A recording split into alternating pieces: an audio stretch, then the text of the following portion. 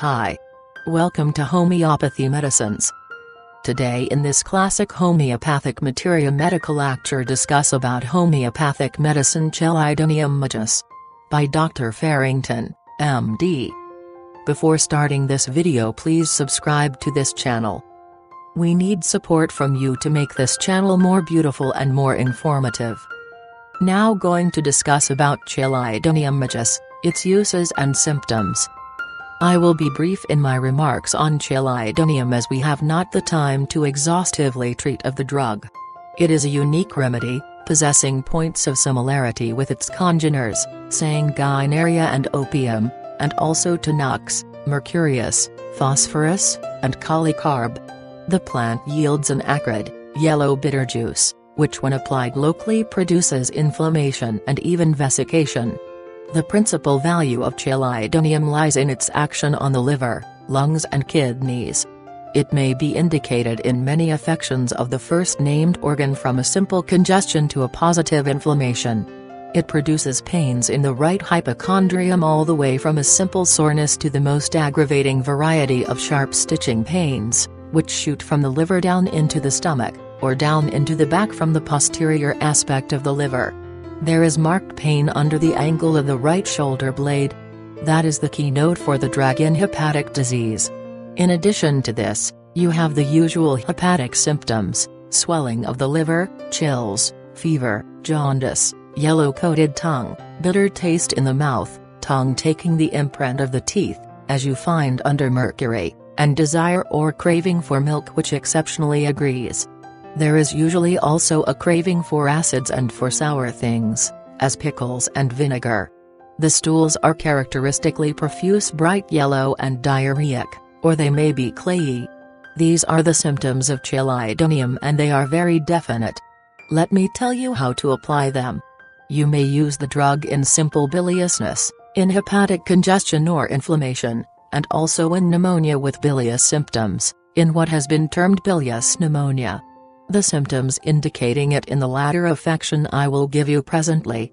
This pain under the angle of the right scapula of Chelidonium brings to mind pains of a similar character found under other remedies. Chenopodium has dull pain lower than the angle of the right scapula and nearer the spinal column. Ranunculus bulbosus has pain along the whole inner edge of the left scapula, at times extending below its inferior angle and through the left chest.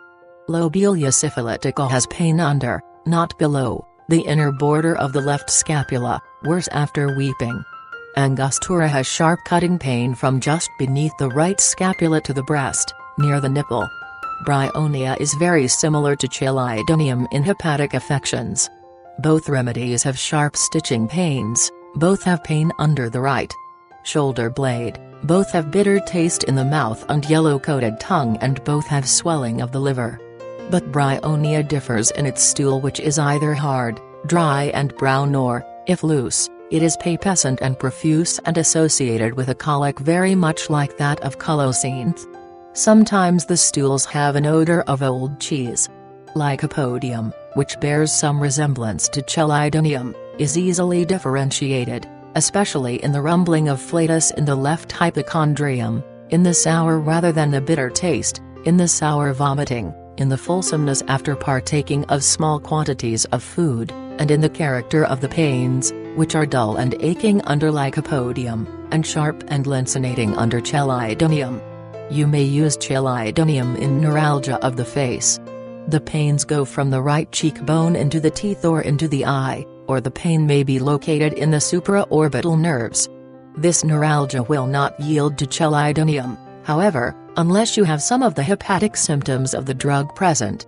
It is a neuralgia dependent on disorder of the liver, and not an idiopathic prosopalgia. Chelidonium is useful, as I have already intimated, in bilious pneumonia. It is also indicated in the capillary bronchitis of children when these hepatic symptoms are present. The face in these cases is apparent to be deep red. There is great depression of the chest as shown by the efforts to breathe and the fan-like expansion of the alae nasi, a lycopodium symptom by the way, one hot and one cold foot, another lycopodium symptom. The cough is usually loose and rattling.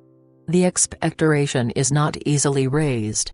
Mercurius is sometimes indicated in bilious pneumonia. It differs from Chelidonium in the character of the stool more than in anything else. The mercury stool is slimy and is attended with great tenesmus both before, during and after the stool, while in Chelidonium it is quite free. The mercurius expectoration is apparent to be blood-streaked, and there are sharp pains shooting through the lower portion of the right lung to the back. That last symptom may be in Chelidonium too. Colicarb is a remedy often forgotten in pneumonia. It is not indicated in the beginning, but later, when there is copious exudation into the lungs, with great rattling of mucus during the cough. The symptoms are worse towards 2 or 3 o'clock in the morning. The expectoration contains little globules of pus. There may even be cyanotic symptoms with puffiness over either eyelid. Thanks for watching this video. If you want more videos like this, please subscribe to this channel and press the bell icon. Comment us your feedback. Like and share this video with your friends and family.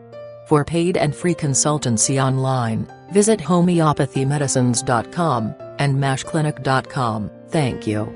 Have a nice day. Stay healthy, stay happy.